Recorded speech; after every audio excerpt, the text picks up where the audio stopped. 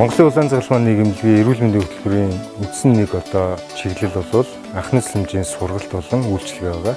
Тэгэхээр олон нийтийн түвшинд ард олон нийтийг альва осол гэмтийн өвчлөлийн үед анхны сүлжээ үзүүлэх мэдлэгтэй, чадвартай, хандлагатай болгох бол бидний бас нэг том зорилго гэж байгаа.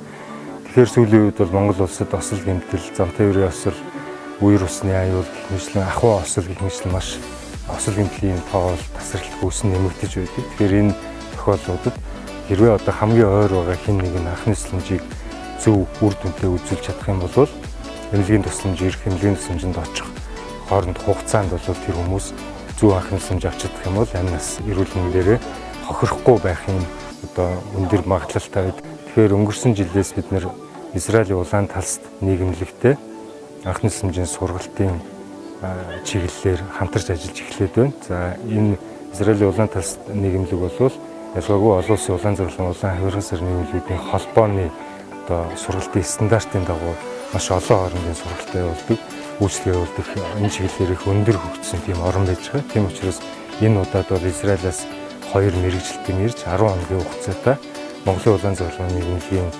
23 салбар хорооны анхны сүлжээний сурагч багш нарыг чадахжуулах, шинээр сургах ийм сургалтыг болж байна. Ер нь бол дэлхийн ихэнх орнуудад улаан загалмайн анхны сүлжээний сургалтыг бол хүлээн зөвшөөрсөн. Илүүтэйгээр улаан загалмайчид маань анхны сүлжээний сургалтыг илүү олон хүнд хүргэдэг байгаа.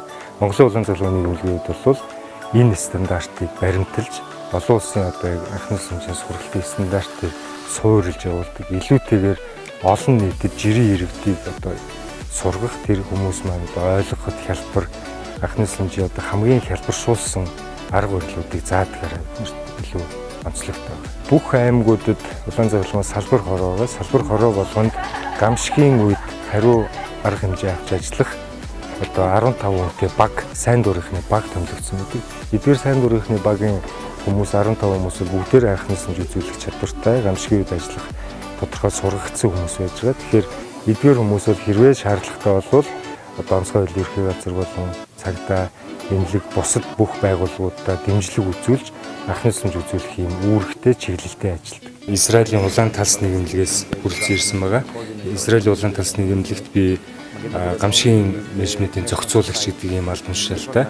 За энэ удаа бол Монголын улаан загалмайн нийгэмлэгийн ажилтан ажлагчдыг анхны сүлжээний сурагч багшаар бэлтгэх, Монголын улаан загалмайн нийгэмлэгийн анхны сүлжээний сургалт үйлчилгээний чадварыг сайжруулах зорилготой ирсэн. Яг гэвэл Монгол улсад бол энэ зам тээврийн осол ч юм уу ер нь ялангуяа аслагдсан хөдөө орон нутагт осол гарсан тохиолдолд анхны сүлжээ үзүүлэх, эмнэлгийн тусламж очих чадвар нь бол харьцангуй сул. Тийм учраас олон нийтийн анхны сүлжээ чадварыг сайн сурах нь бол их чухал гэж үзсэн.